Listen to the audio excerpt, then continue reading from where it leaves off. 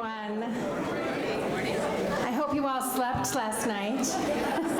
I don't know, when I got home, it was hard to wind down, wasn't it? I felt so full.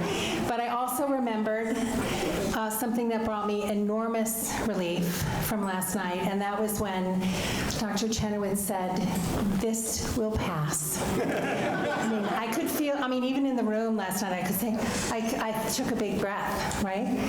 So it was really wonderful last night, thank you, and I'm so happy that we have more today. So our plan for today is to have a conversation for an hour. Dr. Chenoweth is going to say some things. We have lots of questions that we have collected from you. We also have a couple of microphones, and we'll be running around. Matt and I will be running around because you do want to use the microphone. We are recording today. We're not live streaming. And also, just in this room, it's just much easier to hear if you use the microphone and hold it close.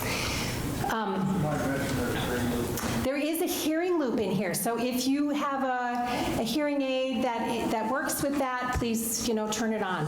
It's right under the floor. I also know, we're all so full these days, and we all have a speech in us, right? So one of the things that we want, right? One of the things, I'm not going to give mine now. I get to do that on Sunday mornings all the time.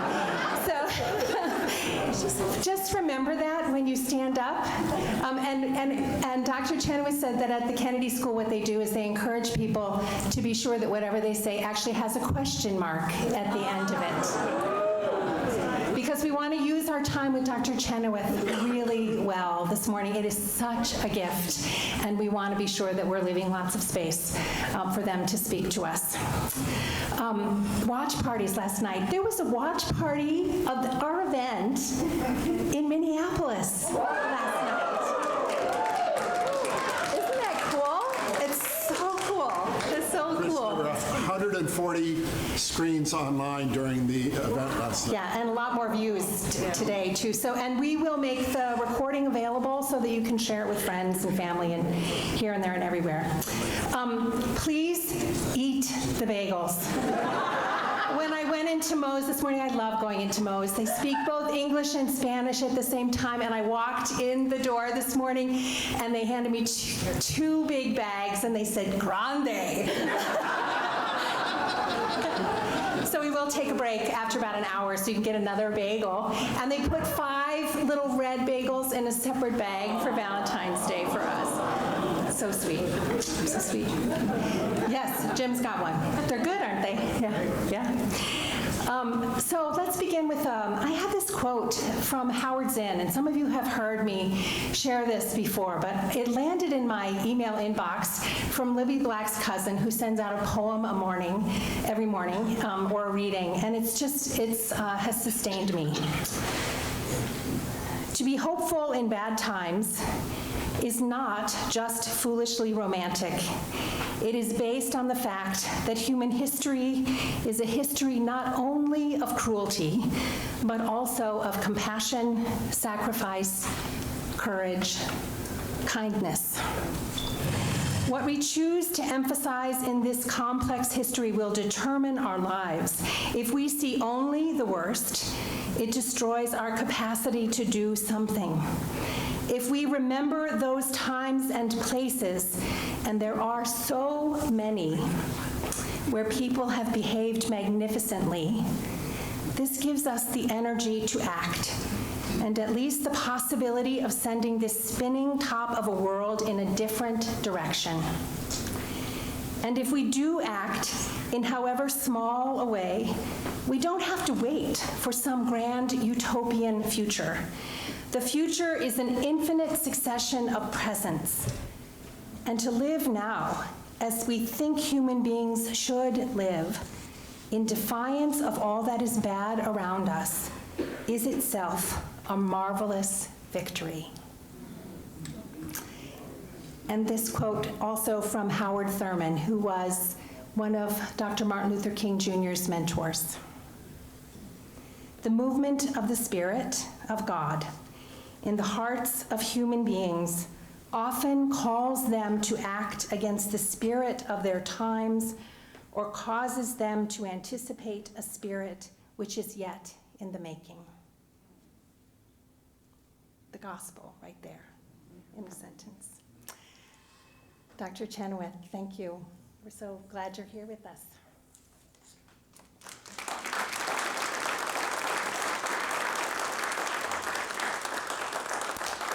Good morning. Lovely to see you all, and thank you so much for coming. I'm not going to say too much at the top because what I really want to know is what you really want to know.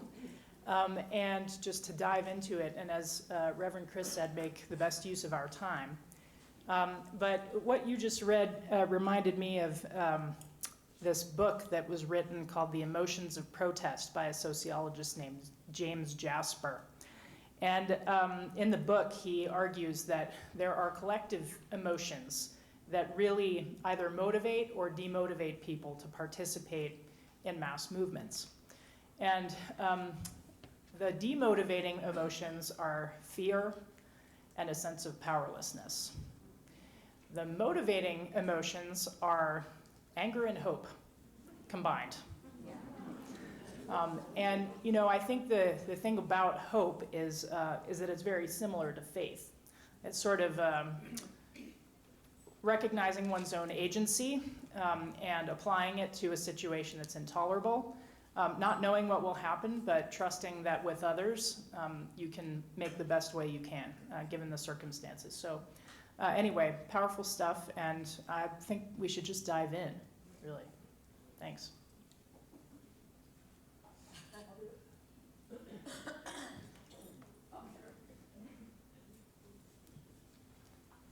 Hello, Dr. Chenoweth. It's so good to see you. Thank you for all that you do for us, the country, the world. So appreciated. I think my biggest question is about the elections. Mm-hmm. I still don't quite believe that we have who we have in office, and that it doesn't seem like that should actually be the situation, because it doesn't seem like, I don't know, there's a lot of things flying around about how maybe that isn't what really happened. Let's just put it that way. So I guess my question is, sorry, I just don't want to infect it. Okay, my question is, there we go. Can we trust elections? Yeah. I guess, period. The big election, the primaries, it's showing up that the local elections are working, but I'm curious about the big elections. Thank you. Yeah, this is a great question and an important concern. So let me start by saying I think that Donald Trump won the 2024 election. I think the 2024 election was a rerun of the 2016 election. I think what a lot of people expected was that it would be a rerun of the 2020 election, and we're surprised. But here's the thing to know about the 2020 election. It was one of the weirdest and most unique elections ever in American history. It'll never happen that way again. It was the middle of a pandemic. Everybody got ballots at their house. It was the easiest election in which people could vote. And so we had much higher turnout and participation. And that was really impactful in determining the outcome of that election. And I think most people anticipated that 2024 would look again like that, because after all, the best predictor of the next election is often the last one. But that was such a unique election that people should have been looking more at the map in 2016, which is what 2024 was a rerun of. And so, you know, if you look at the outcome of it, you look at the Electoral College outcome and everything else, it's pretty close. I think going forward, the thing to know from like a civil resistance and democracy promotion perspective is that elections are, in fact, one of the most powerful ways through which civil society can express through their votes a defense of democracy. And so it's really important that people turn up and vote in every opportunity of every election they have from now forward.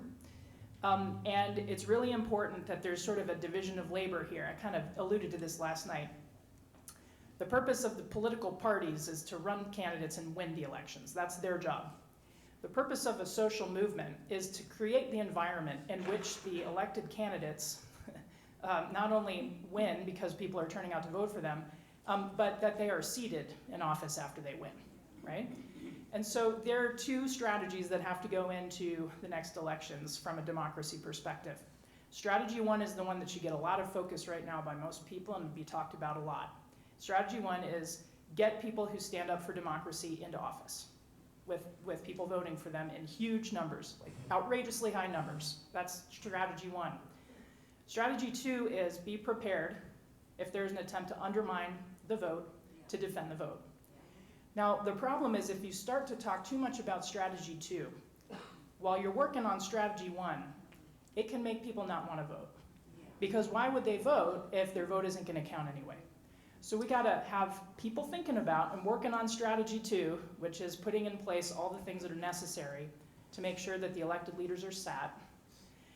But right now, the big focus has to be getting people engaged in understanding the stakes of every election they're in, not just the midterms of the presidential, but local elections and everything else. We need civil society turning out in huge numbers to run for office, to stand up for democracy, to put those people in office, and that's what we should be focusing on right now. And it doesn't matter, honestly, to me, which party we're talking about. We're talking about pro-democracy candidates. They can be independent, it's what is important is getting people who are willing to articulate the minimum, like baseline necessities of a democracy, to get them out there in front and get them to win. So that's my take on it. And I'm somebody who studies these processes in lots of other countries. Our elections right now, the thing that defends us against the type of rapid authoritarian overtakings that have happened in other countries around elections is that our elections are very localized and they're in the hands of the states, at least for now. The SAVE Act is trying to undermine that, and we need to be out in front against the SAVE Act if you're for democracy, and I know the League of Women Voters and many others are mobilizing that way. But in the meantime, we should trust that we can impact whether our election administrators, where we live, will be responsive to us, right? They respond to us, we're the voters, and we can trust that and encourage others to trust that.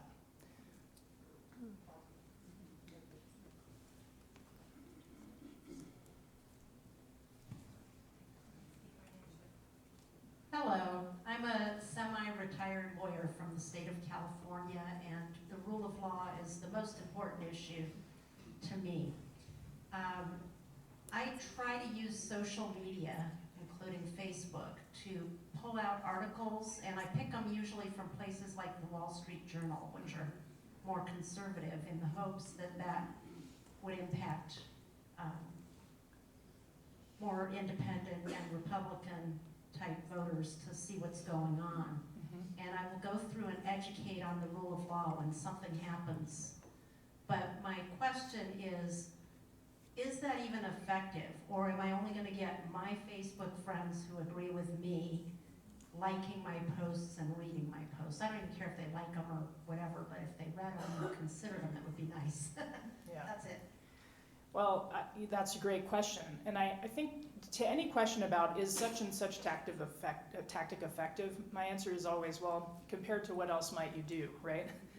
So if compared to saying nothing, or compared to just putting people on blast and getting there antagonizing your friends who don't agree with you, I'd say yes, it's probably more effective than that, right? To the question of am I going to change people's minds, and am I going to have any impact at all, I don't know. Jury's out. I think most of the data on whether people can influence others through kind of a naive use of their own personal networks is pretty slim because of the algorithms and just the nature of the bubbles that are created through social media. But there is some pretty good evidence about concerted outreach efforts, that is to say, one-to-one contacts with people, trying to engage them, trying to hear them, trying to listen to them and create a bridge that's much more personalized rather than sort of a blanket statement, and actually practicing skills of deep listening and acknowledging where people agree on something, and empathizing with why somebody might see something a certain way, and then saying, I can understand why you would see it this way, and yet here's how I've come to see it. These types of just conversational techniques, there's really good evidence to show that that can at least generate interest in another conversation, and that down the line there may even be some opportunity for a persuasive moment. I think one of the things that's really useful to keep in mind is that all of these things will help us right down the line, because what is missing in US civil society to a large extent in terms of our ecosystem is that we have heavily bonded civil society. We have a very active civil society. It's heavily bonded. That means most of our civil society is people who agree with each other doing things together. And what we have lost and what is hollow is bridged civil society. That's where people who definitely don't agree with each other coming together to do something in common. This is Bob Putnam's bowling alone argument. We used to have bowling leagues, and that was like an opportunity to hear what the other side was thinking and saying, and now we don't really have that. People bowl alone, right? So we've had a hollowing out of bridged civil society. What you're talking about is like a microcosm of a bridged civil society. The only way we're going to restore it, it's going to take a generation, and it's going to take people doing one-to-one work to get to that common nugget from which basis of trust, reduction of animus, and a sense of common purpose and common identity can kind of be re-emerging and restored in our country.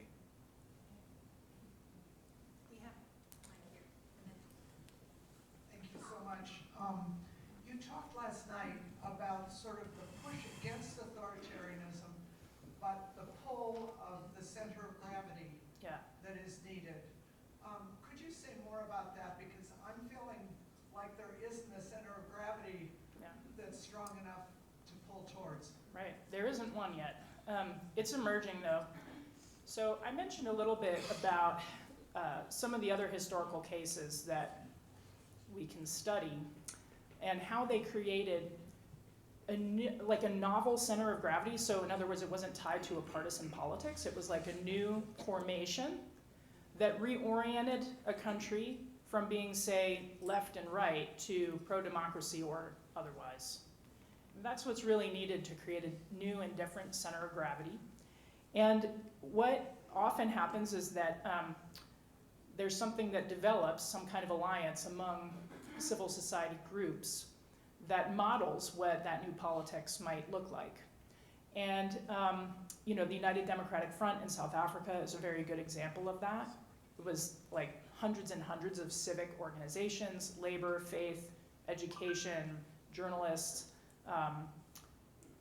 unions, all kind of forming under an umbrella that agreed to some minimal points of agreement about what they were going to demand against the apartheid regime. And then once, and you know, what's really interesting about it is that the ANC was part of the UDF, but it wasn't the key of the UDF, right? They had their own charter and demands, but they were kind of left of the UDF, which had its own kind of freedom charter that was much more broad and capacious to include all of these different actors. In Chile, under Pinochet, something similar formed, basically a united democratic alliance, in which civic groups from different ideological orientations and philosophical orientations came together and released joint statements like, we disagree about almost everything except this, the fundamental dignity and rights of people in this country that we must have. And so they were able to pull together just like an miners and laborers and the Catholic Church and everyone in the end under that umbrella. So that is what is needed. What are we having right now in the country? The emergence of that is what we're having in the country. And this is a big country. And a lot of what's going on is very localized. Some of the most adept leadership we have in organizing is at the local level right now. See Minneapolis, St. Paul. And what we need is a national center of gravity that sort of aggregates that power, both at the grassroots, at the grass tops, and then in a nationwide way to create some kind of new identity that is, this is America, and this is the America that's coming in the future. And there will be negotiation, there will be an orientation to trying to define those minimal points of unity. But I had a call from a labor organizer this morning, a major union nationwide with tons of local chapters, very powerful. And that organizer just said to me, like, it's happening. Like, we're going to build something that's never been built in this country. None of us knows how to do it, but we're doing it. You know, so it's happening. I think the main thing to know is just to be able to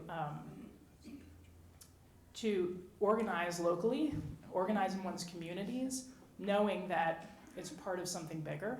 And whether it becomes a formal thing or not, like just know that in formation, we can do so much more collectively than in isolation. Well, you just flowed into my question, Yeah. and that is,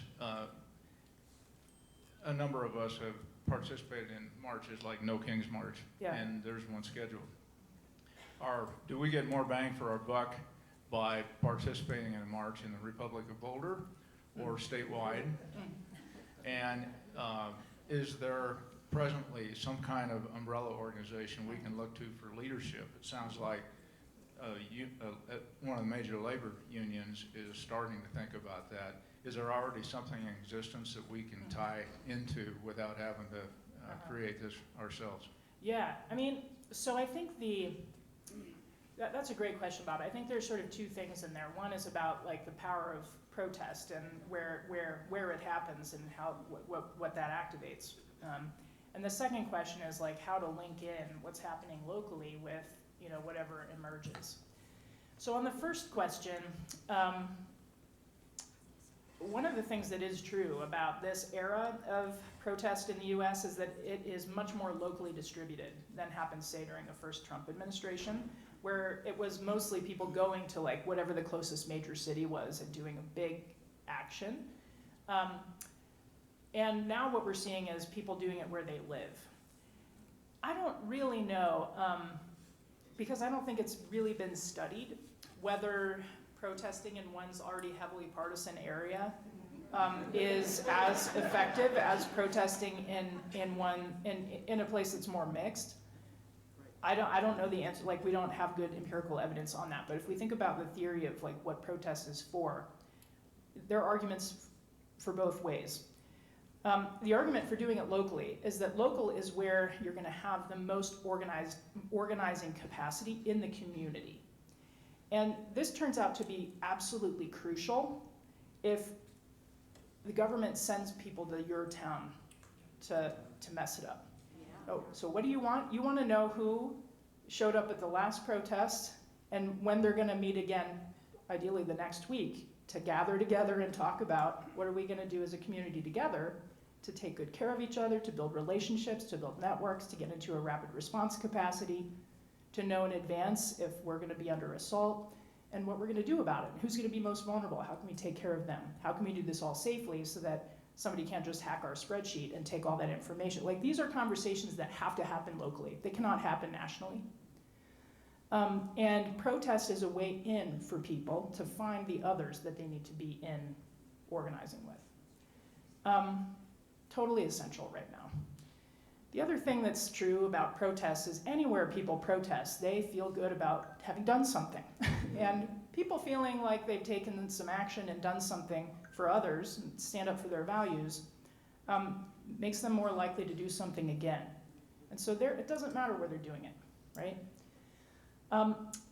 The argument for doing it in larger numbers in a concentrated place where, say, there's a state legislature or something, is exactly that there might be an opportunity to either have a bridging moment with somebody who like doesn't agree or could be influenced by the protest or moved by it. And the other argument is that, you know, it's pretty spectacular when you show up somewhere and there's 80,000 of your closest friends there.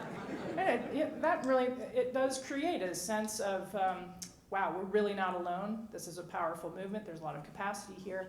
And that has a collective impact. So, you know, I think there are trade-offs. And the most important thing for people to think about who are organizing these events is, what is it we're trying to do with this thing? How, like, what won't it do? You know, like, understand the limits of it, but never underestimate the value of it, right? Because it always is going to have a value, even if it's not going to initiate a change right away. On the question of how to plug in, I mean, with the March 28th action, that's a No Kings action. No Kings is a great place to plug in if the method that people are interested in is mobilization, right? So that they're the primary, they are occupying the mobilizing lane right now. And so I think that's a great place to connect. They also offer a ton of trainings, right? They're linked in with lots of other networks doing trainings. And those trainings are very accessible and they can be kind of tailored to local conditions. So that's what I would suggest. Yeah.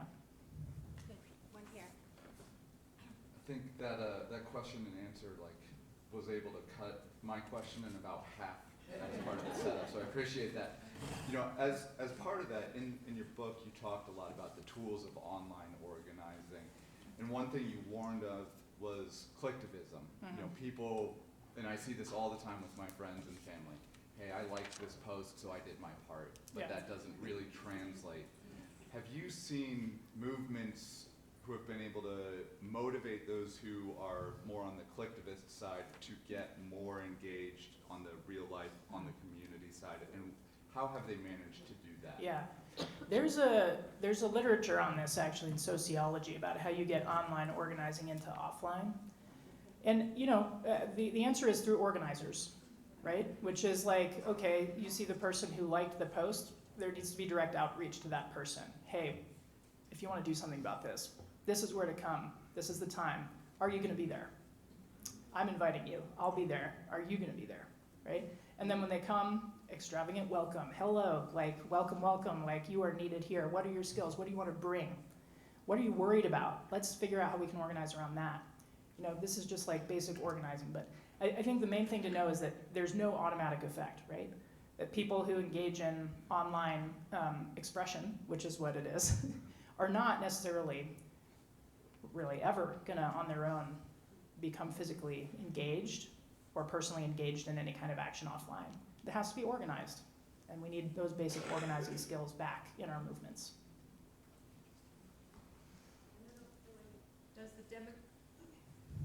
Does the Democratic Party have a role here? Yeah, I mean, the Democratic Party's primary role is gonna be to run candidates and win elections. And that's what parties are for and what they do. I could editorialize a little, I could editorialize a lot. I'm just gonna say one thing about something that could be different, that would be helpful right now in this moment, is if the Democratic Party didn't treat its members like ATMs and actually asked its members to do something. Asked its members to do something. Show up Saturday. I'm not gonna ask you for money, I'm gonna ask you to do something for democracy. That would get the party going again. That's what they did in Minnesota. Exactly. That's right. That's right. I have a lot of questions. Thank you for being here. Thank you for hosting. Hello? Better? Okay. I have a lot of questions. Thank you for being here and thank you for hosting us. Could you recap in your remarks about the pillars? Yeah. Because some of my questions are about what are the most effective ways to cut off the source of powers, as you said last night, to the pillars, and particularly the lady in the front. I'm kind of focused on the courts, but Yeah. happy to contribute anywhere. In a related question, do we have to wait for ICE to come here?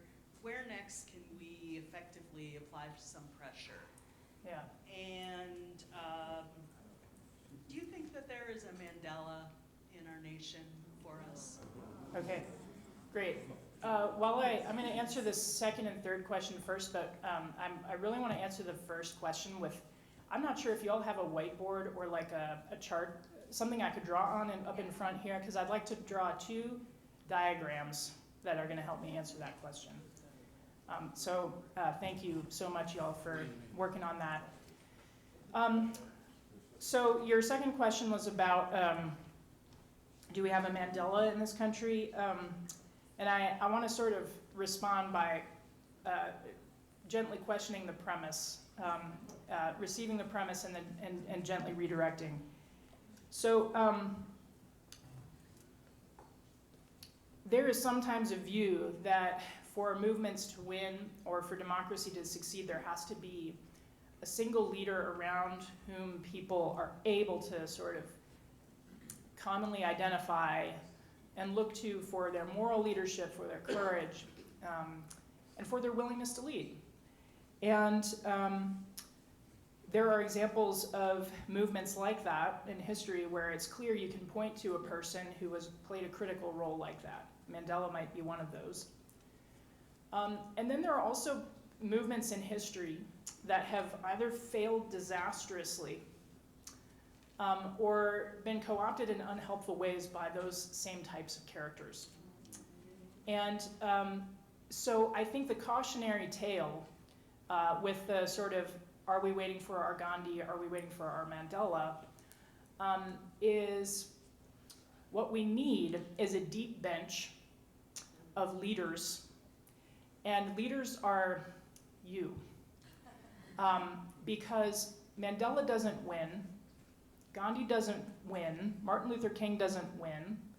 None of these leaders win without a massive movement of leaders taking responsibility for their own communities and encouraging the others around them to step into their leadership. Like, this moment is all about every one of us finding out where we should lead among our networks. And that is what will make the difference in our movements, is that everybody's saying, it's me. A deep bench of leadership is so essential for democracy because that is also what creates the capacity to hold it over the long term. Right? If there's one person who comes forward, that person is the target, that person is a human being, that person's gonna make mistakes. They're gonna make disastrous mistakes sometimes, strategically. And what a democracy needs is a very empowered and informed citizenry that isn't reliant on one kind of savior figure to sustain the norms, the institutions, and the values of the country. So that's number one. Number two, do we have to wait for ICE? Can you just restate the end of that question to fill in the blank? Yeah, do we have to wait for ICE to come here? Where next can Where?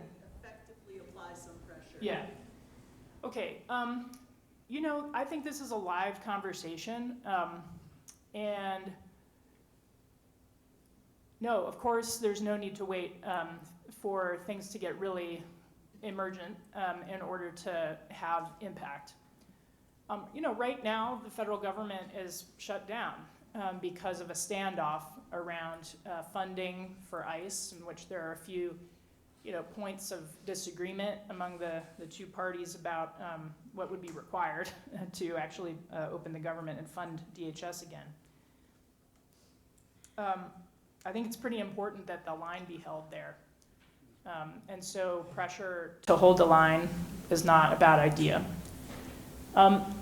There are a number of different economic campaigns. So one of the things that I think is really important is understanding where, for example, warehouses are about to be turned into detention facilities. And this is like in a town near you, right? And so, you know who often has permitting authority over that stuff is like the local town council, the municipal board, the select board, whatever it's called in any given state. And that's a pillar, right, that can have leverage over that outcome, whether it goes through or not.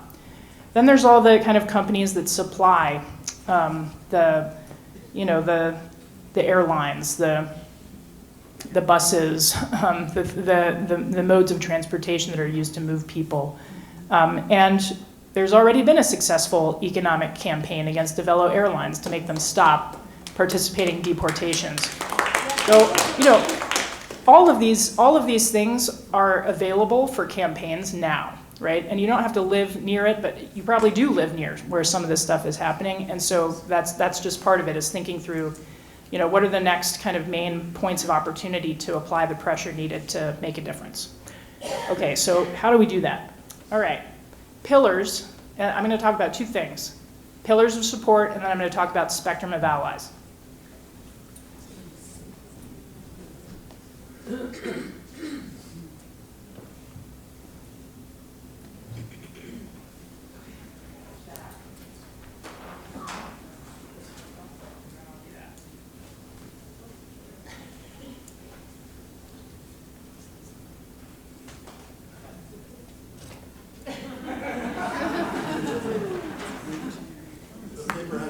feedback, we could put it up on the, That's great. if you want to rip something off and All post right, it. that's great, okay. All right, so this is an idea. If you want a citation, the person who came up with the concept, pillars of support, is George Lakey.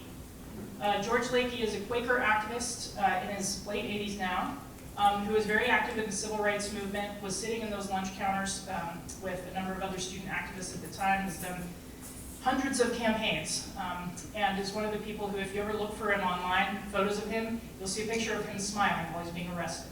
This is George Lakey. George Lakey came up with this notion of pillars of support, and he was working on this idea with based on insights from Hannah Arendt and with Gene Sharp. So the idea there is that, as I mentioned last night, there's no tyrant, no matter how coercive and brutal they are, that isn't totally reliant on a whole bunch of people doing what they want them to on a day-to-day basis in order to stay in power and do what they want to do. Like a whole bunch of people, right? In all kinds of institutions. The civil service, the security forces, military, police, Secret Service, whatever it is, the economic and business community, labor. Sometimes organized labor is very closely aligned with an autocrat, sometimes it's not. Educational institutions, cultural institutions, faith community. So those are all pillars. And the idea is that within each pillar, you're going to have a pretty broad variation in how excited people are to be, a cog in the machine. So you want to think about a pillar sideways. And you want to think about the fact that these ones right here in the middle, the strongest point of the pillar, those guys aren't going to defect necessarily right at the outset, usually, unless the dictator picked really wrong, right? Like they picked really wrong. Mostly you're not ever going after these ones at the outset. Has anybody ever split wood, like, you're cutting firewood? Well, what you learn if you're cutting firewood is you never lower the maul right in the middle of the firewood. That's the strongest point. What you do is you start hitting on the outside. Over here, you hit that a few times, that's the weak point. You weaken it, and then split, right? This outside circle are the people who, they're just not getting paid as much as the people on the inside, right? Their interests are not as tightly aligned with the future of the whole pillar. And so we're thinking about that. Now, think about a company like Avello Airlines. I don't know anything about them, so I'm just going to speculate here. But this is a private, for-profit company. And so my guess is they've got things like shareholders. They've got suppliers. They've got their own mechanics. They've got people who are running their ads. They've got somebody who's doing their website and their communications. They've got their consumers. And they've got, a whole range of people who have to, say, put products on trucks and drive them to where their headquarters is to deliver them. That's these people. They don't have the same interests as Avello Airlines. Like, they don't care about their bottom line. They care about their own bottom line. And so they are all opportunities to go on the outside and begin to raise the costs for that airline company to keep doing what it's doing. Does anybody remember the great boycott of the 1970s United Farm Workers? Cesar Chavez? Let's just talk about the great boycott for a minute. So that was this model of civil resistance. What happened, for those who aren't familiar, is that there was a big kind of campaign to try to create more humane working conditions, better wages, and a better life for farm workers in California. The California Farm Workers Union and then the United Farm Workers emerged out of this formation. Cesar Chavez was one of the leaders of the campaign, followed a Gandhian logic, worked with Marshall Gans, worked with civil rights leaders, and built a coalition to put pressure on farm owners, right? So the owners of great farms, in particular was this campaign, to accommodate their workers' demands. So they're going on strike, they're bringing in strike breakers and beating people up and harassing them, and that's not working. So these are vulnerable people, right? They don't necessarily, have all the protections that we'd otherwise have. So what are their options? Well, they decided to start working on the distributors of the grapes. And so there was a big campaign to get Safeway to stop selling the grapes of these unscrupulous farm owners. And so you saw farm workers out front holding signs saying, do not buy grapes from Safeway. And then ultimately it's do not buy from Safeway, because they won't accommodate our demands. So Safeway stopped selling the grapes. They stopped doing it. And so then the government actually was worried about these farm owners losing their profits. And so they decided to subsidize grape owners and said, we're going to buy your grapes and we're going to send them overseas to our troops overseas. So there are these huge, paddocks full of, or that's not the word, what am I looking for? Pallets. I'm in my shepherd's mind right now. There's huge pallets full of grapes sitting, going to the West Coast, going to San Francisco to leave the Kaiser shipyards to go overseas. And the longshoremen were like, nah, we're not shipping them. We're not putting them on boats. This is a labor issue. We're in solidarity with our farmer friends. Absolutely not. Those grapes spoiled on docks. And that coerced, basically, the farm owners into a mutual agreement with their farmers and got to a totally different state of mind. That was an outstanding success. They did not go for the farm owners. They went for all of their sources of support to put the pressure on them. So that's the Pillars of Support approach. And I use economic cases on purpose. Okay, what about the spectrum of allies? That one doesn't have enough wedges. Okay, so think about a half a pizza. You got a half a pizza here and you've got 5 slices.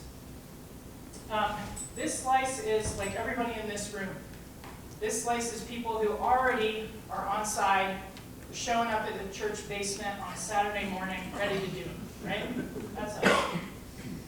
This side is those people right in the middle of that pillar, the active opposition to a democracy movement. They're in this wedge over here.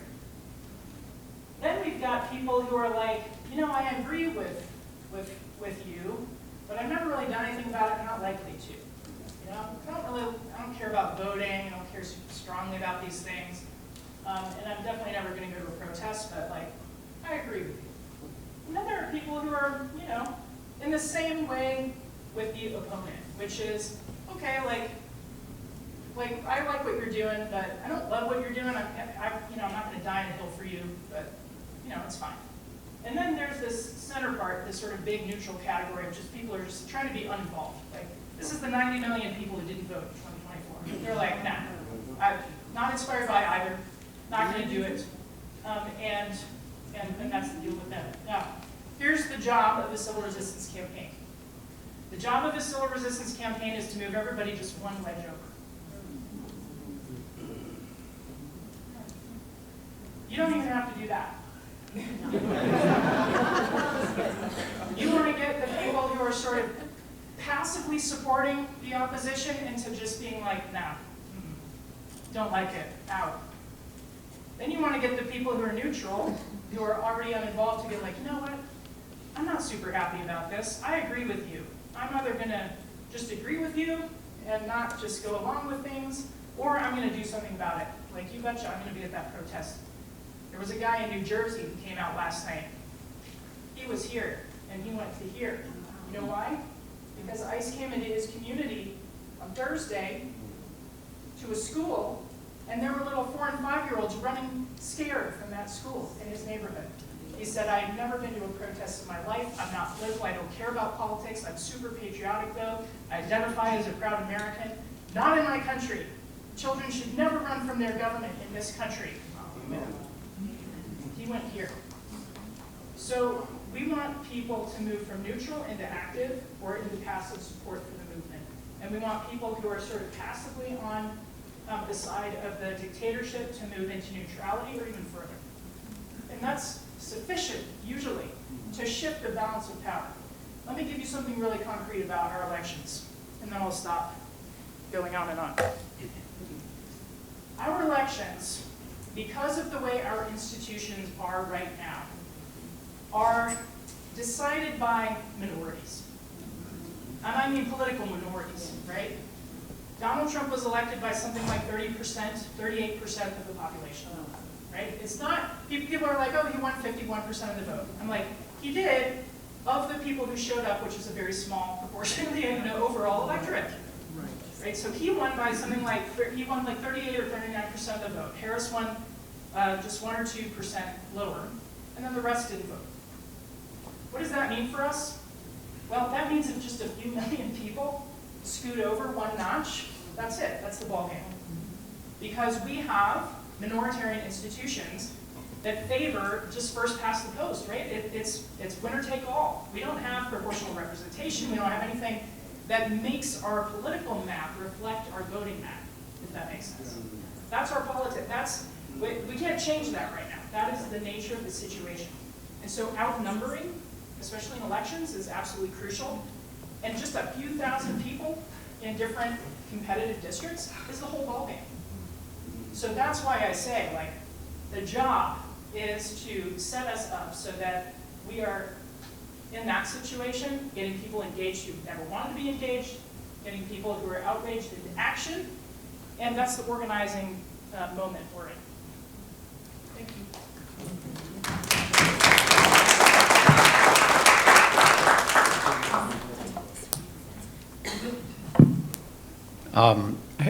Thank you so much. Heather Cox Richardson has recommended calling moderate Republicans in Congress. As a Democrat, is it effective to call Republican Congress people that are not from Colorado? That's my first quick question. My second one is, the government's tracking cell phones at protests, but phone cameras are powerful. What's the solution? Yeah. To your first question, I think in general, voting out of district right now is, or I'm sorry, calling people from out of district right now is less effective than it used to be. I think there's just been an adaptation to the volume of those calls that come in. And, you know, I've heard some people who know what they're talking about recently kind of say, you know, they just kind of delete, you know, if they know that it's not their own constituents. So I don't know. I mean, that's what I've heard, but I'm not a congressional staffer, so I can't validate that across a bunch of offices. I do think, you know,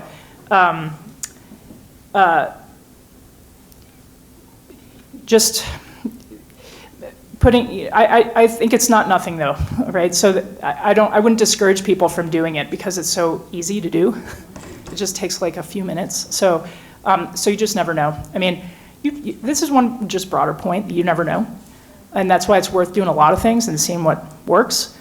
There was a woman from PEN America who once told me this story, that Arthur Miller, the playwright, used to be on the board of PEN America, which is a sort of free expression organization. And they used to focus a lot internationally on protecting the rights of artists, writers, creatives, and dissidents. So Arthur Miller's like on the board, and it turns out there's this guy who was kidnapped in a war-torn country abroad, and was in the possession of a warlord who's trying to use his kidnapping to get a ransom to help supply weapons to their effort.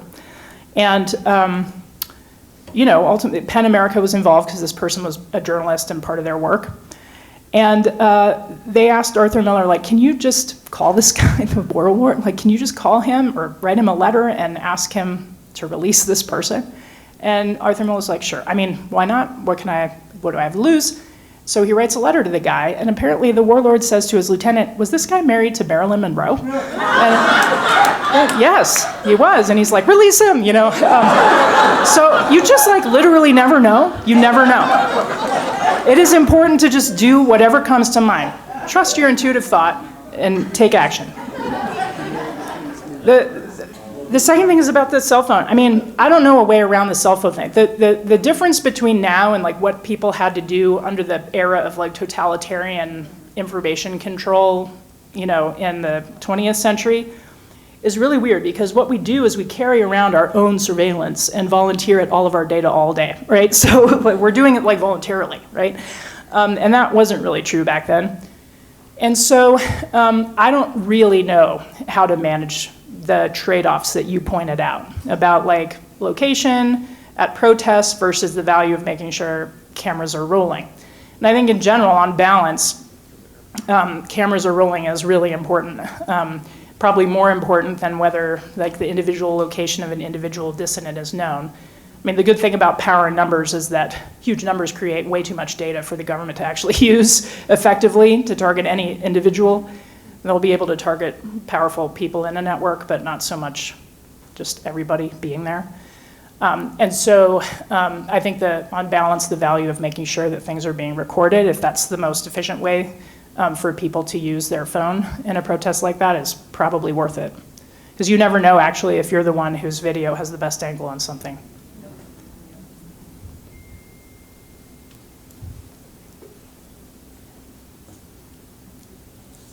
Christelle, I have two questions.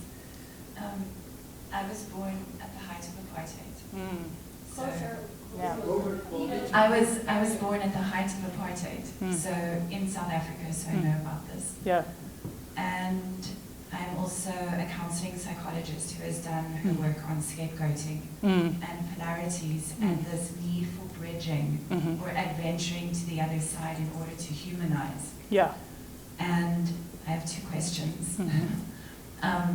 The foreigner in me is very curious about this ebb and flow of movements and what gave rise to where we are now, because I think it's important to understand the historical context.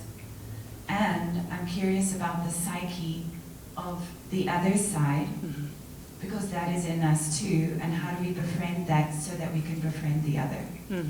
Yeah, great. So the ebb and flow of movements, I mean, you know, there's sort of two ways that people in my field think about this. The first is the phenomenon of like movement and counter movement, and that's kind of always the way it goes. If a movement develops around an issue, there's almost always a countervailing movement that develops in response to it at the same time. And so it's contested. There's always contestation. It's never just one side is winning it all, right? And then there's the other version of that, which is a bit more about a movement emerging and actually making a huge gain and then kind of plateauing.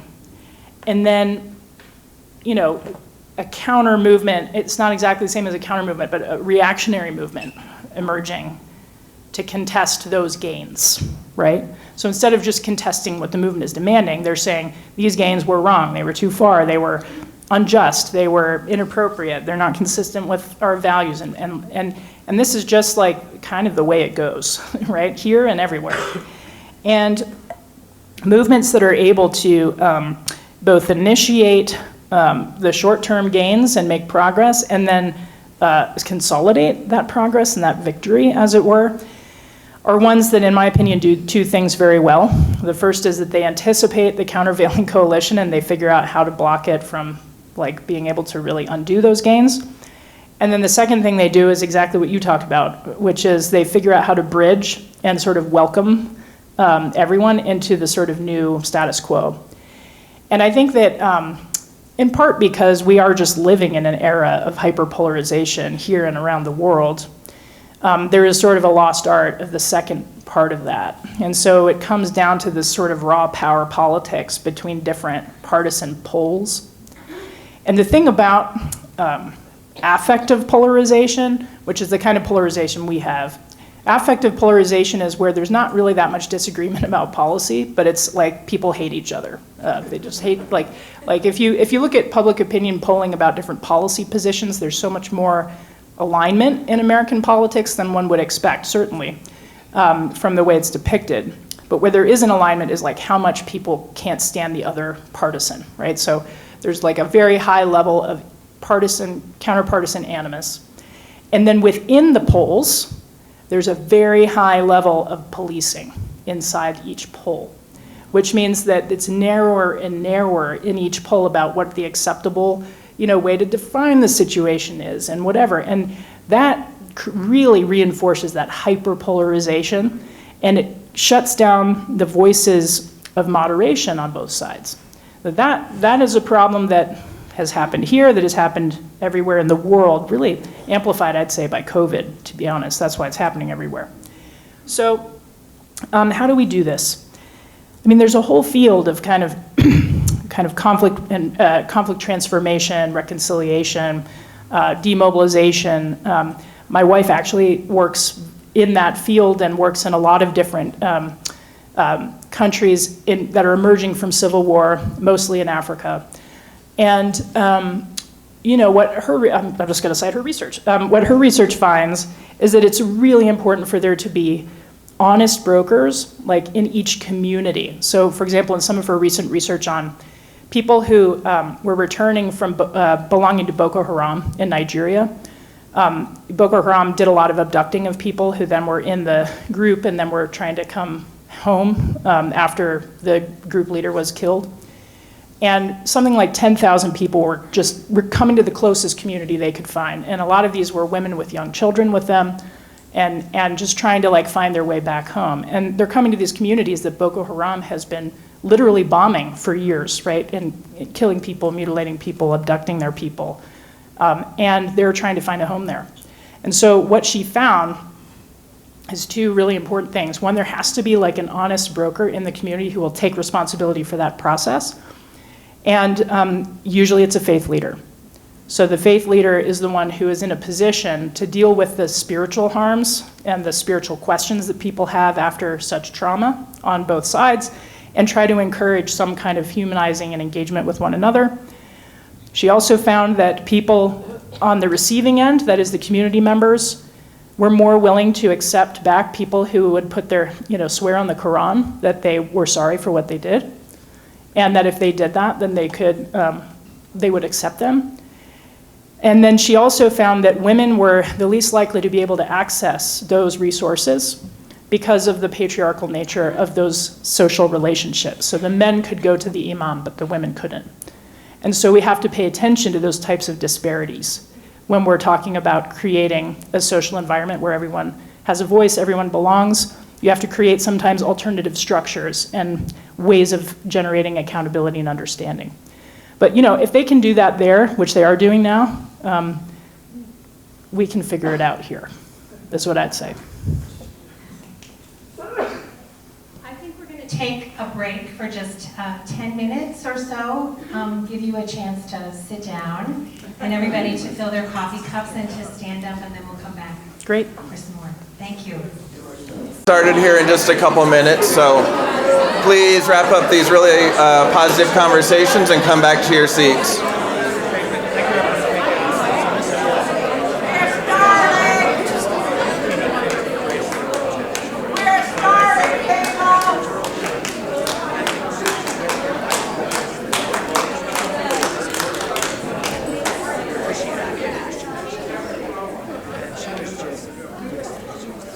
Also, we are aware that there is a coffee shortage and we are addressing it.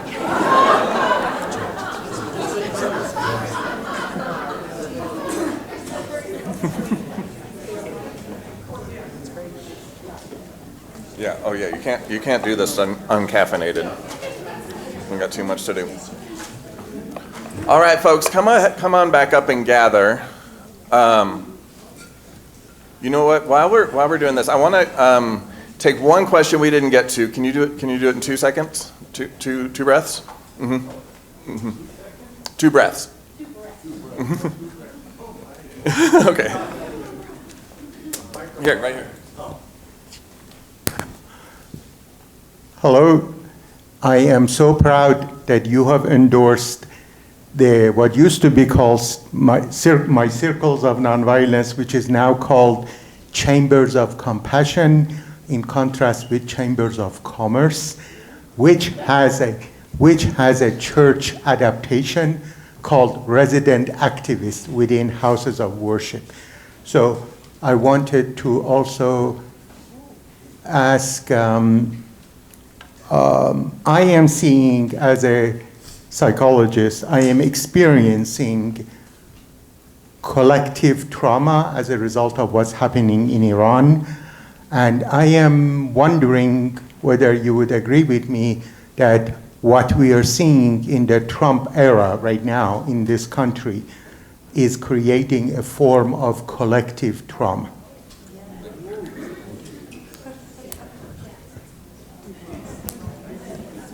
Okay. Thank you. Yeah. You know, I think if you're a psychologist, then you have more to say about that than I do. But here's what I think is true, and I've paid a little bit of attention to this literature in my area, which is that the experience of people watching traumatic images all day, every day on their personal devices is like really not good for our mental health, right? And that goes anywhere from doom scrolling, which people do, they just read bad headline after bad headline, to very graphic images of violence that people swipe, and then the next thing that they see is somebody being killed, somebody being maimed, a child being hurt, and that is affecting people's mental health individually and collectively, for sure. So I think one of the things that thank you. One of the things that I mentioned last night and that I think is important is not really a solution to this problem, but is just a sense of awareness for folks that, like, there is a reason that certain violent images are allowed to sort of prosper online. And it is never, the reason is never to get you motivated to do something about it, right? And so what we want to do is just recognize that, and then also spending less time like thinking that being online, like organizing that way, or knowing the most recent facts or the most viral video is necessarily going to equip us with the tools to change our situation. Like, equipping us with the tools to change our situation is going to happen in rooms like this, and is happening in rooms like this all over the country right now. And the only antidote to a sense of trauma like that is a sense of agency. And that, again, is only going to happen in rooms like this. It's called engineering chronic trauma in order to demotivate and make people give up. Yeah. I want to tell you a story about this from Myanmar, and then we can move on. So back in 2021, you might remember there was a coup in Myanmar right after elections in which the pro-democracy party won the elections, and so the military junta just threw out the results and launched a crackdown, and really bad. And so almost immediately, there emerged a what called themselves a civil disobedience movement. And they rose up and they began to protest and mobilize their communities, and there were very intense face-offs with members of the junta's armed forces. There were killings right off the bat. From those killings, there was a huge amount of mobilization, and the primary way that people were communicating about where to go and what to do was on Facebook. So within a few days, the Chinese government supplied the Myanmar junta with its firewall, and they shut down Facebook. And while Facebook was off, and the internet was off entirely in the country, there was a bloodbath. Then they turned it back on. Why? Well, they really wanted people to hear about that bloodbath. And then what did they do? They turned it off. Because they didn't then want people to be able to do anything about it by organizing on Facebook. So this is just to say, the primary vehicle of social media right now, in ways governments are using it in moments of crisis, is to scare people, right? And so if we just know that, if we understand that about the information ecosystem, and that that's a constraint on our movements, then that can inform like how much time we really spend, like encouraging people to get online and find out what's happening, or using Facebook or using other social media as our primary organizing connection. Stay there, you want to go here? Where do you want me? Okay, right. Yes, I am. Okay. Thank you very much for being here. And I just wanted to tell you that my 29-year-old daughter came with me last night and took notes on her iPad. That's a huge thing. My question is about the capitulation, especially of the media, the legacy media. I get most of my news from foreign sources.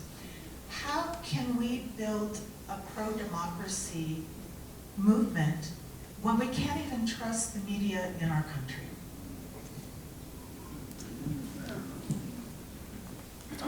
Well, just like any other pillar, the media is not monolithic, right? And we do have journalists, for sure, who are kind of pro-democracy journalists, and they're kind of leaving it out on the field, some of them. And then we've got, legacy institutions that are capitulating. I would say it goes further than capitulation. I think it's like a full realignment, right? And some of that was coerced, right? It was, there's a reason that there's an attempt to control the media and the educational institutions very early on, because that is where the domain of acceptable ideas exists. So constrain the domain of acceptable ideas first, and then that opens up a whole range of ways that power can be deployed on the population. So what we need is to support and encourage those who are leaving it out on the field. And even if that just means individual journalists, if it means new media entities that come about, honestly, to me, the Pulitzer Prize winners of this year are the people who are recording on their cell phones what's going on. Right? So everybody, again, just like everybody needs to be leaders, everybody needs to be documenting what's happening in their communities and sharing it. Our information ecosystem, in addition to just like dominating the actual media landscape, is really, really challenging. But sometimes I look back to think about like the era of like totalitarian information control, and I think, it was pretty bad then too. Like, talk about dominating the information environment and controlling the domain of acceptable ideas. Like, all of the mass movements that broke through and created democratic transitions in the 20th century were contending with a situation like that. And they were able still to communicate with each other, to build new ideas. They just did it underground. So we need to figure out what our version of like underground is. It's probably going to be above ground, but for now anyway. But we need to figure out what that version is that really captures an audience and builds a sense of like shared identity that people are excited about, and that elevates those new media to prominence to break through the noise. But I don't have any quick fixes for this. It's a really bad landscape, and we just need to elevate those who are telling the truth. Awesome, thank you, Erica. So, I've been listening to a lot of questions from the congregation, and I want to make sure a few things are covered. We've got a professor here, and so I want to allow some opportunity for us to be taught. And there's some things that I think just a real 101 that would really be helpful for us to set a ground level. I also know that a lot of us are like really itching to do the next thing, and that's really awesome. So I'm hoping that by the end, there's a couple things. One, Erica can give us some broad ideas of where we can start looking, and then if folks want to start making lists and working on that, I'll stay here all afternoon, but we don't need Erica to brainstorm with us. I want to make sure that we're using the time that we've got with them to really hear and be taught. So is that fair? Yeah. Good to folks? Okay. So organizing, what does that mean, and where do I start? Okay, you remember James Lawson, who I talked to you about last night? Yeah. He wrote a book about it. It's a real small book you can probably find online somewhere. And he called it the one-on-one work, which is a great way to put it. And you know how I talked about that Nashville campaign? The way that Nashville campaign started is that when Jim got out of prison and came home from India, where he went over to learn from the people who had been with Gandhi in his ashram, he came back to the United States, was part of the Fellowship of Reconciliation, and Martin Luther King said to him, "Go to Nashville and desegregate it." Okay? So there was like a shortcut to that, and then there was the effective way to that. The shortcut to that would have been, let's do like the Montgomery bus boycott and just transport it over here into this town. Or, this other tactic is starting to really pick up over here. Let's do that in Nashville. And Jim thought, that's not going to work. I'm new here. I don't know what animates this community. I'm going to take a year. And what he did in that year was he went door to door in the neighborhoods, and he knocked on the door, and usually during the day, it was a woman at home, sometimes with small children. And he would sit with these folks in their living room and minister to them. But then he would also ask them about, what is it that really pains you about segregation, about racism right now? And he noticed in his year of listening and ministering that one of the most common things he heard these women say is, the greatest indignity, actually, on the day-to-day basis is that my children wear ill-fitting clothes. Because when we go to the department store, they won't let us try them on. And if we buy them and bring them home, they won't let us return them. And so I don't even know what sizes to buy my children's clothes in, and why should that be from my children? So he thought, we're going for the department stores. And he organized with that community, okay, we're gonna change this situation together. We need to sit down and think about how it actually works. You know, what is actually going on here? And so they started to organize. Their first campaign was actually a boycott of the downtown shopping district, department stores with segregated spaces and practices. And as that ramped up, and the stores in that downtown district just decided it had to just shut down. So they closed their stores instead of dealing with the people outside picketing. And that was like widely reported in the news that like the downtown shopping district was just gonna close rather than deal with the awkwardness of this. And so that went on for a while, and it started to impose financial costs. And then a bunch of students started to sit down at lunch counters in Greensboro, North Carolina.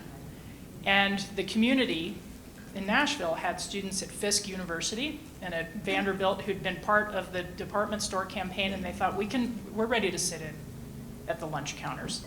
And so they escalated. They had the community members still boycotting the downtown shopping district, and that closed. And then they had the lunch counter sit-ins that were then starting to disrupt business at the coffee shops and things like that.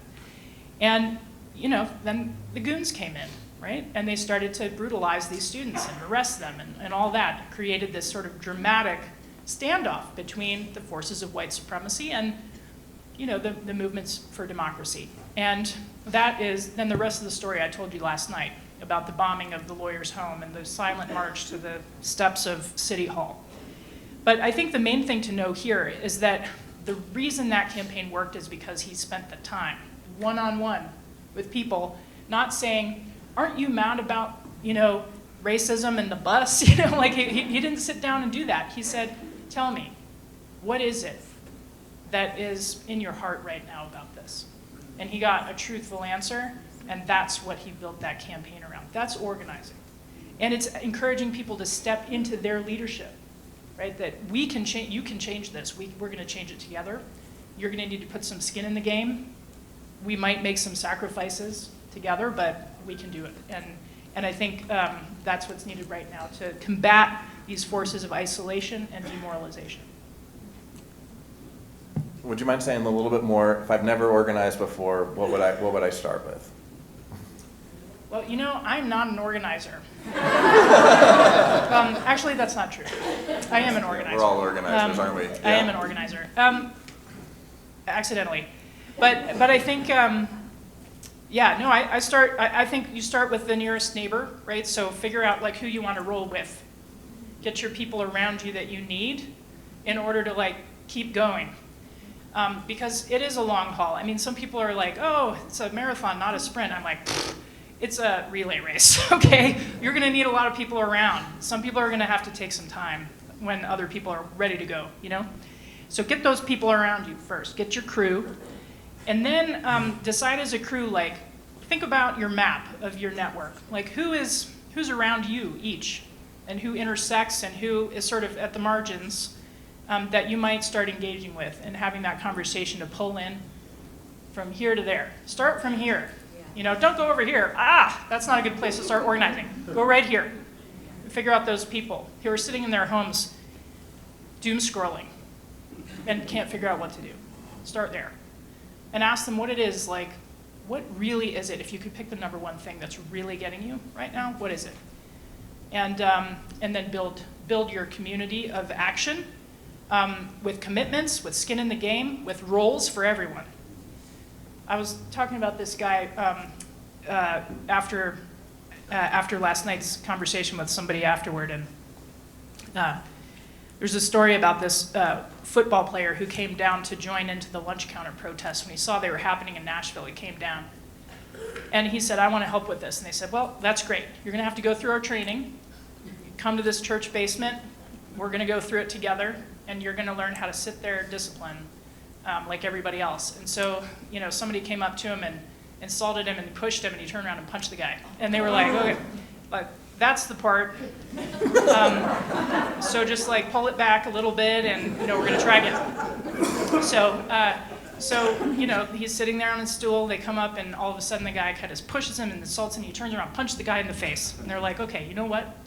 You're here, you have courage. You're gonna drive the bus. You're not gonna sit in at a lunch counter, but there is a job for you. You need to find jobs for everybody you work with, right? People need to have a job. They need to be responsible for something. If they're responsible for something, they follow through, they're affirmed, they're a leader, Find a role that's equivalent to what somebody's willing to commit and what they're good at. But that is what lets them understand their power, right? So, my superpower is people pick up the phone when I call. That's my superpower. And that's why I'm an organizer right now, because I can get a lot of people on the phone. And that's what I can bring, And then like rooms like this, I can just kind of spill out facts that are otherwise just in there. But that's what I can bring. So that's what I'm doing, right? I'm making phone calls and helping people find where they might fit. But other than that, everybody's got their thing. You all have something the movement needs right now. Find out what that is, and then help your neighbor find out what they've got. So one thing you mentioned last night was the concept of mutual aid, and I started talking to folks, and I was like, oh, I'm really excited that Erica mentioned mutual aid, and I got the look of like, what does that exactly mean? I honestly don't know entirely what it means, and I'd like you to just know, like, what does that mean, and how does that play a role in civil resistance? Okay, a couple examples. So mutual aid, what it is it's when a community gathers the resources that are necessary to supply anybody in a situation of hardship because of what they're doing with the movement, with what they need for their life, right? So that might look like a lot of different things. It might look like, what we saw in Minneapolis, where people had information about which of their neighbors weren't coming out of their houses to go to the grocery store because they were too scared. So what are we gonna do? We're gonna go get their groceries. We're gonna get their meds. People need meds. They can't come to their house because they're scared to go to the pharmacy to get their prescription. Somebody's gonna need to figure out how to go get that for them, right? What about stockpiling, supplies like medical supplies in the case of, some protest that goes really awry, and there needs to be some common resource that's already prepared in advance to deal with the fallout from that. What if it's, people are about to withhold their labor from work for a long time, they're likely to lose their jobs. Well, maybe there's a supply of funds that are strike funds, right? There to keep those families fed and taken care of, their rent paid. That's mutual aid. Mutual aid is looking out for your neighbor and what they might need, especially as they become more committed and engaged and take more risks in the movement. So we've seen plenty of examples of that around here. We worked those muscles before, not too long ago during COVID. A lot of the community and networks that built during COVID were mutual aid networks. Some of them kind of politicized, some of them less so. But that's really what we're talking about, is like thinking about what does our community need to sustain itself, especially through a period of hardship. And it's really easy to think about if you think about what would you need, like what would you need covered for you if you were sort of taken out of the game for a few weeks? Well, if you need somebody to walk your dog, then maybe your organization is needing to figure out how to take care of people's pets, so that's not something you have to carry if you're facing hardship. If it's getting the meds, if it's getting the kids to school, or if it's getting the kids taken care of when they come home from school. All of this is just the things that are needed for life that a community takes collective responsibility for. That's mutual aid. Do we have to start once the stakes are high? No. Mutual aid should just be, mutual aid can just happen for any reason, right? And I think the more advanced organizing that happens, the more resilient a community is when things get very challenging. And then what is the role of the church? I know you talked, briefly about it last night, but really, give us the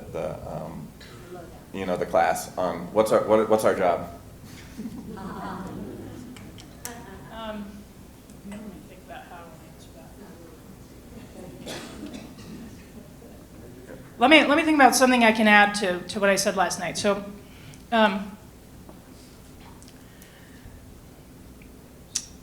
So the U.S., there's a few things going on here. The first is that some, but not all churches remain bridging spaces, right? So there are not very many, as we talked about earlier, there's not a lot of our civil society right now that's bridged civil society, where there are like actually people from different vantage points convening in a place around some shared thing. And church is one of those places. Not all churches, but many. And so that's an opportunity. There's some churches and congregations that are very well situated to like really dive deep into that bridging work right now. They should do that. Then there are churches that look more like the bonded civil society. Like more or less, you know, it's like 90-10. People are pretty much in agreement. And those churches might be sites of popular education for democracy, training.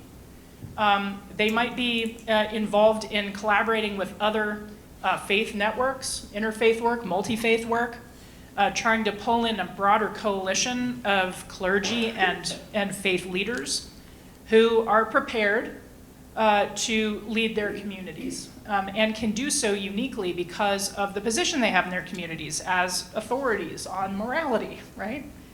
I mean, the thing about our politics that annoys me sometimes is that a lot of people are like afraid to talk about right and wrong. And you know, the main bottom line is that it's just not right? It's just not right to go into somebody's home, to smash their window, to pull them out of their car, take them out of their car while their child is in the back seat. That's not right. There's no circumstance in which that can be right.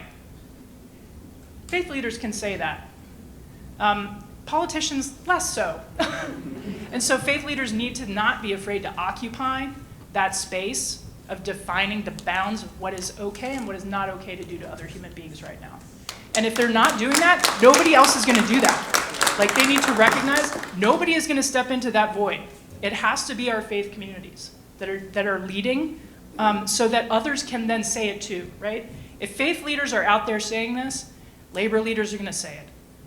You know, educational leaders might say it. Like, lots of people will be able to say it, but that's the domain of what's okay and what's moral in our country is the faith community, especially multi-faith. And so the more that they are out front leading, the more others can get in line with that. Amen. Next on my list was bridging, because I do feel like that ties together. And I would love for a little bit more unpacking on that. And what does that mean? I've looked at some of the research. I'd love to hear where you're getting, you know, for the nerds in the house too, you know, social science nerds. You know, is there what's there? Is there training? You know, can we just do it? I mean, you know, there's sort of the micro and then there's the macro. The micro of this is like, how do you actually have an effective conversation with somebody who basically is totally different from you in every respect and make them feel heard, respected, and like that was a conversation they'd like to have again. So that's the number one purpose of like the micro engagement. One of my colleagues, Julia Minson, is like one of the world's leading experts on this. She has a book coming out next month called How to Disagree Better. And she did a whole bunch of research on conversational techniques that, to be honest, are very common sense and very straightforward, but are proven to be effective in generating that type of emotional response with a conversational partner of a different identity. And she uses this framework she calls the HEAR framework, H-E-A-R. It's an acronym. And the HEAR framework means that you hedge, that you empathize. No, is that right? Yeah. That you agree sometimes, and that you reframe. So here's how it goes. Somebody says something totally outrageous to me, and I say, huh, that's interesting. I didn't know that. You might be right, tell me more. Okay, that's hedging, which is to say you're not responding by like, oh my God, you're an evil person.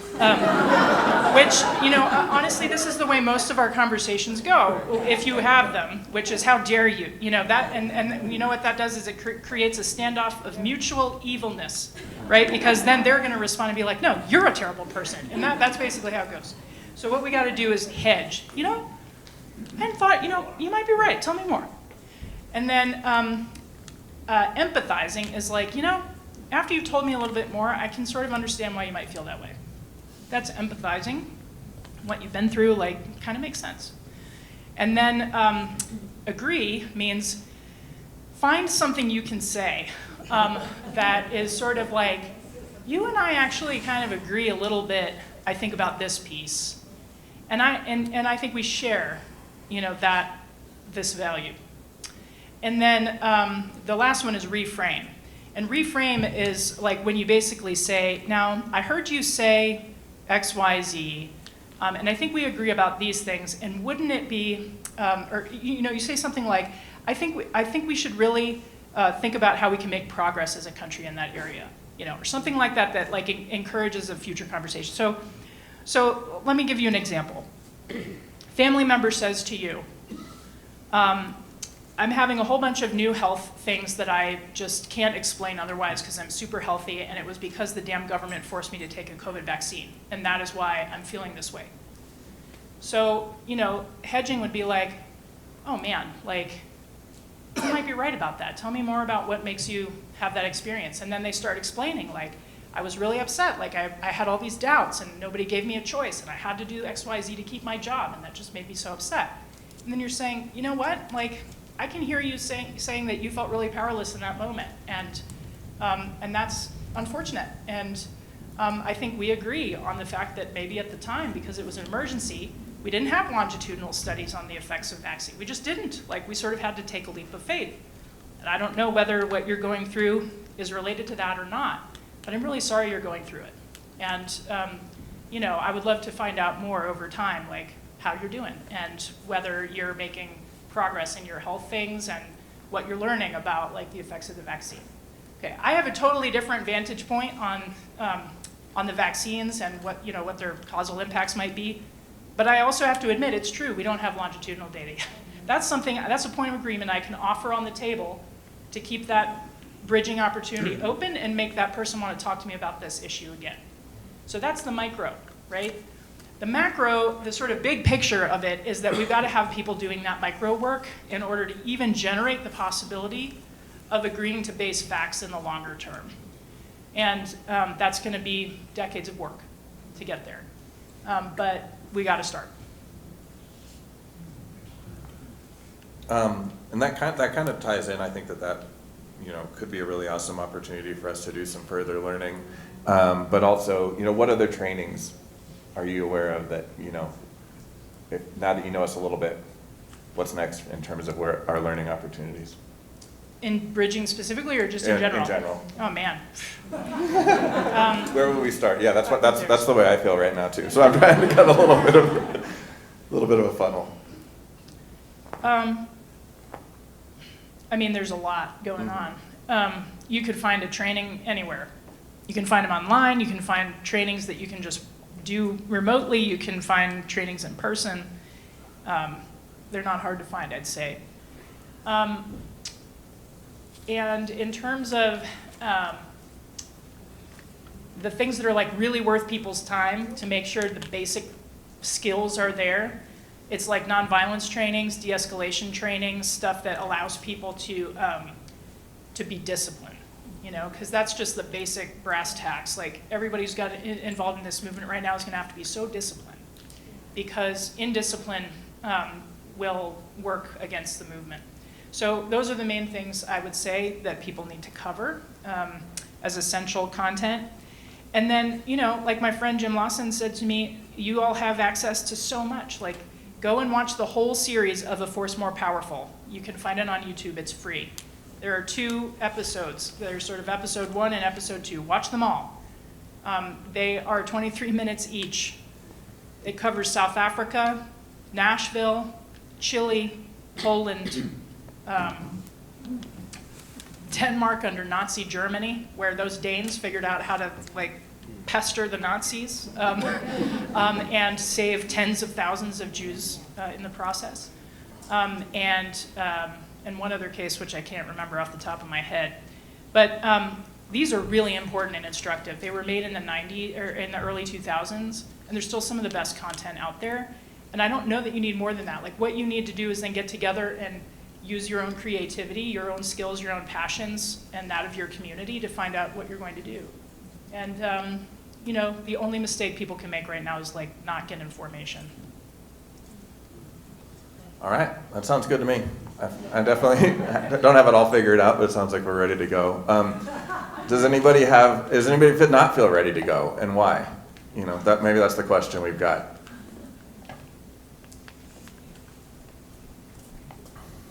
And two breath rule. I think the main impediment, the main difficulty is we need to decide what issue, we've got lots of people concerned about lots of issues. Which issues are we gonna focus on? Which is the one, the good one for our church to pursue, our group from here? That's a question for you all, and I think that's the first things first.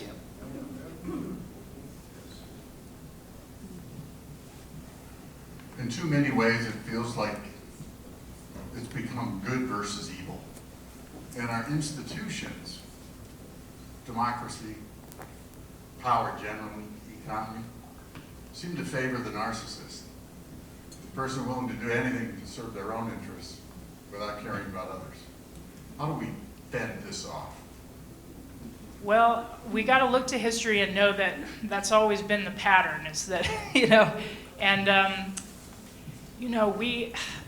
I was born in 1980, I had the luxury of coming of age during the golden age of democratic breakthroughs.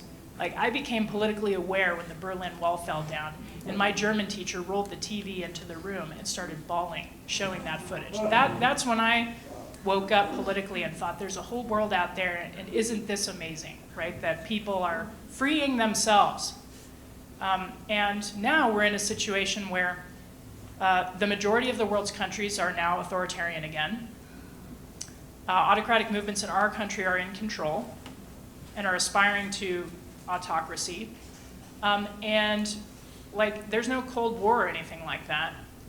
There's a total realignment of our geopolitical landscape. And nobody's coming to save us, right? So it's a totally different world. And we can't take anything for granted in that world. But what we can know is that, we watch people free themselves. And so we just got to figure out how to do that here and understand, the Walt Whitman poem that, in these times, it's a great chorus and we just contribute our verse. It's the same play that goes on and we just have to contribute our verse.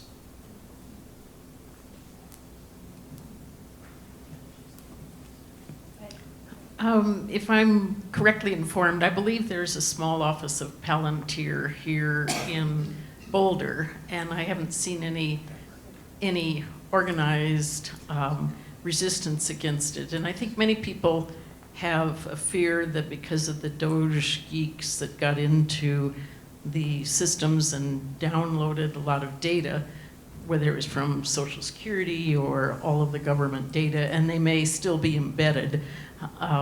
But a lot of fear about that kind of power. Could you address any modes of confronting that or of opposing that or of disseminating the information about what actually is going on? Yeah, I think I don't have much to say about it because I share the concerns, but what I will say is that Palantir is just a company. And, this thing matters. Oh, it went away. Oh, there it is.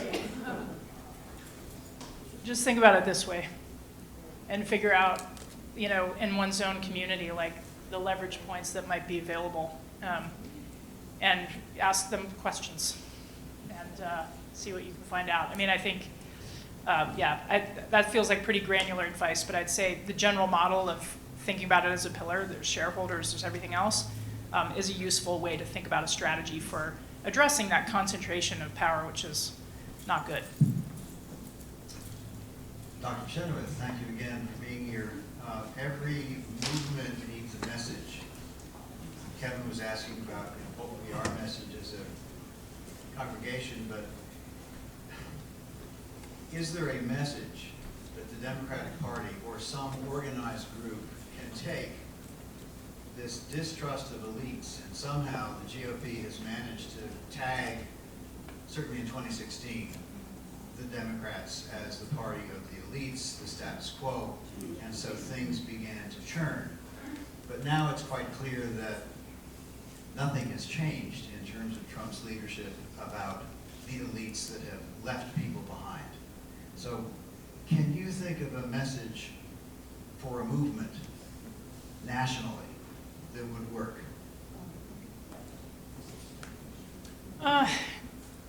I think there are going to be a lot of messages, and I don't know the answer. This is one of my weak points, is like narrative stuff. I would say somebody was in a meeting that I was in recently who brought up an idea of just the phrase "enough." And one of the things I really liked about it was it reminded me of a bunch of campaigns, like, you know, in Chile, for example, where the campaign was like basically enough of it, basta, you know. And then in Serbia, the campaign slogan was "He's finished." What I like about enough is that you can sort of fill in the blank. So for some people, it might be like enough attacks on our communities. For other people, it might be enough of the chaos, enough tariffs, you know. It might be enough brutality, enough bullying, you know. So I kind of like that. It's definitely a negative message, which is like an anti-message. But it's capacious in the sense that it's ambiguous enough what it's saying that people can just identify themselves with it somehow by just filling in the blank for themselves. It's not going to be the powerful message that animates a movement beyond that. And so I feel like this is where we return to the two hands issue. There does have to be a strong hand of enough. And then there needs to be a hand of, and come with us over here, where it's going to, you know, that's going to change everything, you know. So that message is the one that I think needs a lot of work on. And yeah, again, not my skill set. I just heard, I'm just sorry, I'm just gonna chime in, that I heard enough too for the other, it could be the message for the other side. You know, everyone has enough, maybe, you know, so. Anyway, just playing, okay. Like Yeah. enough of blank, and then And- there is enough? Yeah. Oh, that's interesting. Oh, that's good. Okay then. Okay. That'll preach. Okay, my question is more about long-term sustaining a movement. I come from working in climate organizing, and I'm just very aware of, you know, you have a campaign, you get people really excited about a specific goal and a task, but like, how do you keep people engaged in the long run, especially when people might not agree on tactics, or they might get frustrated, or personalities get in the way, and just how do you keep people aware that, you know, this isn't always going to be cool and sexy and exciting and wins all the time? Like, how do you maintain that in the long term? Yeah, that's a good question. I think functionally speaking, the best way to maintain it is through organizations, which is to say, like, you know, like building a movement is really useful, and it can be informal and not actually like functionally emerging out of organizations. But the way to create sustained transformative power is to get people to invest in organizations around which they can practice democracy, and they get that experience, that lived experience of impacting the direction of an organization, you know, contributing to it with their time, with their effort, and then running campaigns when it's necessary to run campaigns. There's always going to be attrition and melt over time, but organizations then can be in a situation where they're renewing their membership and they're renewing commitments and things like that. I think, you know, one of the things that has been true is a lot of our kind of civic organizations have turned into more of these, like, you know, ATM type organizations, rather than spaces where people find a political home, where they feel like they can make the most impact in their lives by participating and impacting the direction and the choices of the organization. We need more democratic, I mean small d democratic organizations, where people learn how to be in a democracy within. And that's going to help us with that. It's not the silver bullet. Like I said, there's always going to be attrition. But if we stay in a movement posture where there's less formal ways of engaging, you can sort of show up at this protest or not or whatever, but there's no like group bringing people in and then saying, let's build something that can last. You know, I think there are just real trade-offs there. All right, well, thank you. So just to close us, do you have any final words, pluggables, 3 books, you know, end of podcast kind of stuff? No, I mean, I think I've already said it. I would just say keep the faith. All right, well, thank you.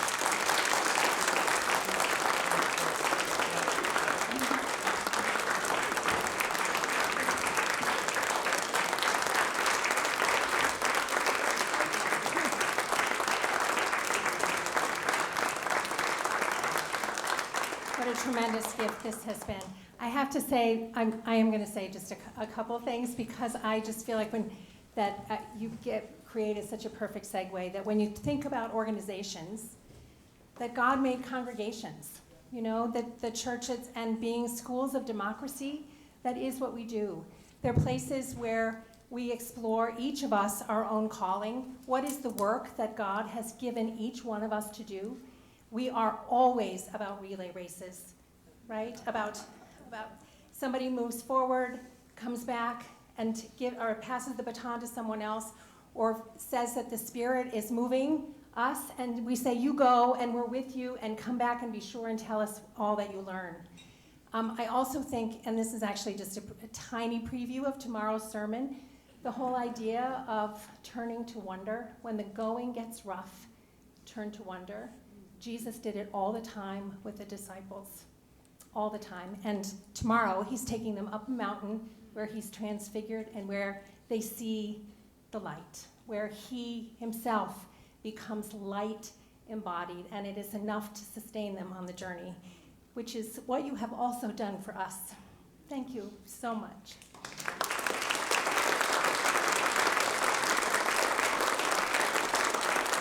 Friends, let's rise and all pray together.